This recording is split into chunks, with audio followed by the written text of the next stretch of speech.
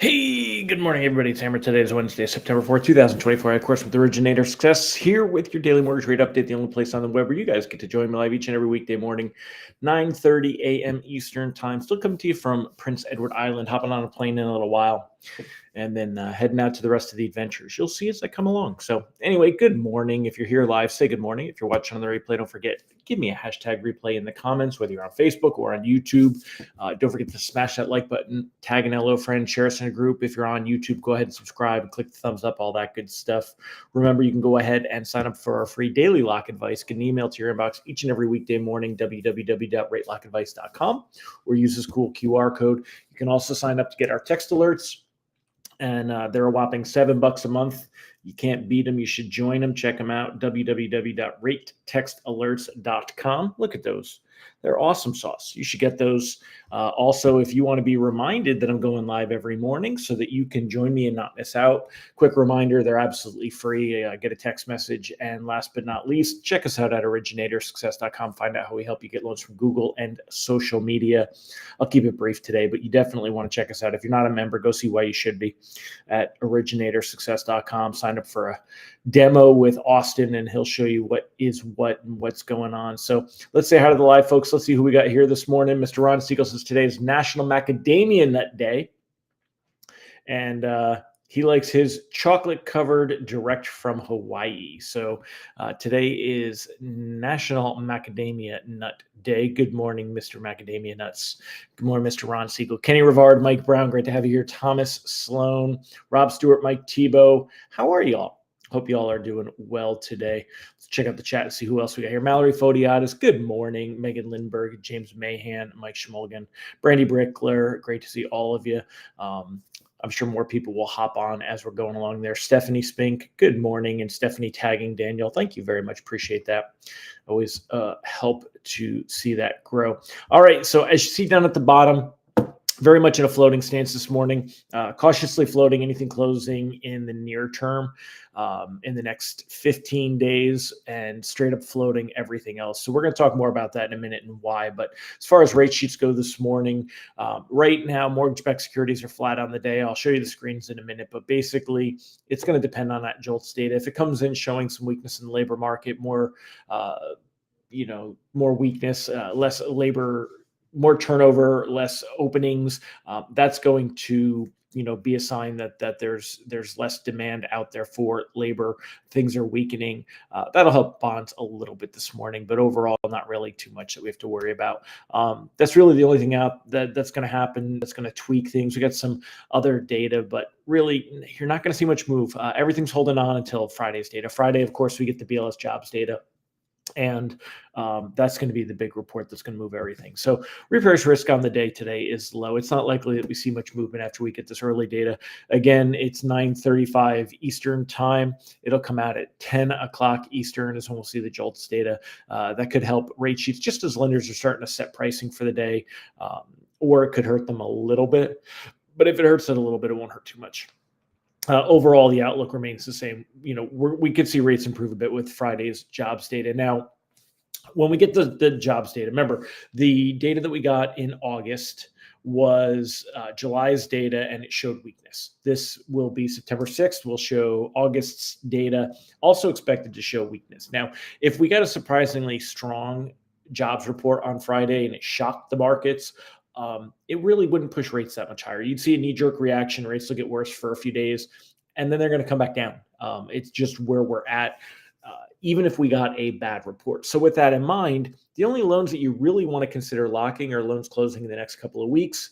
And at that, loans that are risk averse, because we could see improvement. If we get another report that shows labor market weakness, it's going to help increase the idea that the Fed is going to cut rates by 0.5 point in September, and that's going to help mortgage rates. Now, the Fed may not cut rates by 0.5 point in a couple of weeks, but even the idea that they will is going to help rates. So let's go over to share the screen and talk about that for a minute. So there you go. We're going to get rid of this so it's out of the way. All right. So taking a look with what we got going on here.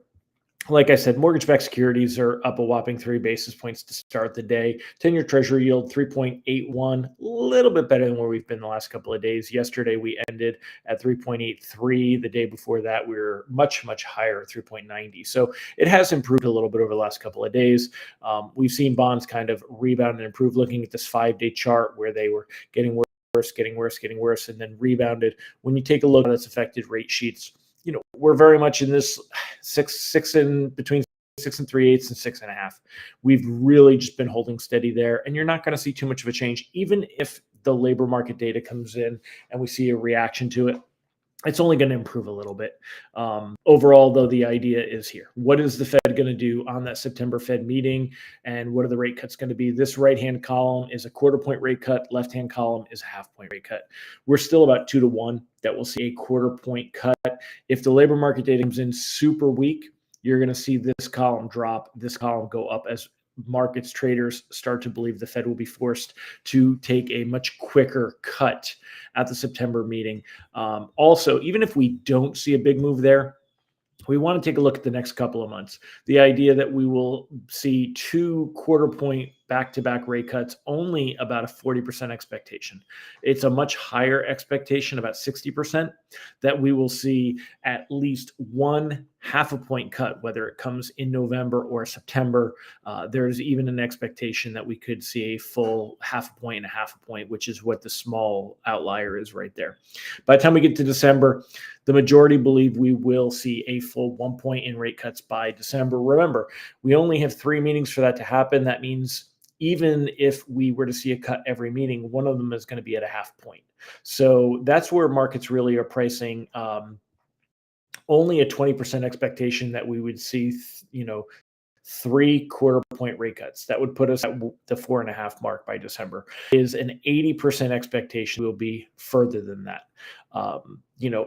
Again, the conservative idea is that the Fed will be forced to cut down to a full point, and then less, there's a little more outliers out there that it'll be even more than that. So if we see this reverse, this would push mortgage rates to get worse, but it's very unlikely that we see that right now. Markets are not likely to give up on this idea unless the Fed were to come out with something very, very hawkish, and we wouldn't see that until at least the middle of September. So as far as everything else goes, let me see if I'll just stop the sharing for now. There you go. As far as everything else goes, it's very unlikely that we see rates jump up from here. Even if we get strong labor data, it's going to be temporary, and they're going to work their way down. Rates are creeping lower over time. Mike said he read an article in the past. The Fed has cut rates a 1/2 point for the first 3 cuts. Yeah, but again, past performance does not signify future results, right? So it really depends on what the Fed gets and how bad they think the labor market is. The last labor report was really, really bad. So we've got one more. If this report comes in showing a lot of labor market weakness, we will see a very, very strong reaction, like you're saying, Mike, that the Fed's going to have to start cutting, because the Fed does not want the labor market to start to slip away. That is all of the focus right now. Next week on September 11th, we're going to get the CPI inflation report. Remember, this last CPI report was the first one we've seen in months where we didn't see a strong market reaction to it. So we've got one more report coming up that way and next week, and it's not likely we see a big reaction to the CPI report. It's a much more likely scenario that we see a strong reaction to this week's labor market data. So keep that in mind. Ron says, Daniel DiMartino Booth report today that shows a real negative for jobs and small business closings. Yeah, I mean, we all kind of have that feeling that's where the direction things are going. Good morning, Dave Holland, Dan Crowley, Katie Colgan, Tom Dedmore, Lisa Norman, Mike Morano, Mike Love, Deb Dickinson, Mark David.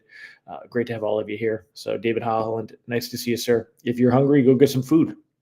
So, all right, y'all, I'm going to wrap it up. We're heading out to the airport in a little bit. So I will see you guys tomorrow. Of course, get our text alerts in case you think there's anything to be concerned about. Again, not going to see a lot of movement today. The reprice risk on the day is low. So, all right, my friends, well, thank you for joining me. We'll see what tomorrow. I'll report on what happened on the JOLTS data today. We'll talk about where things are at. But again, it's going to be pretty calm until we get to that BLS jobs data on Friday. Friday, of course, going to be the big day. All right, I'll catch y'all later. Take care. Bye-bye.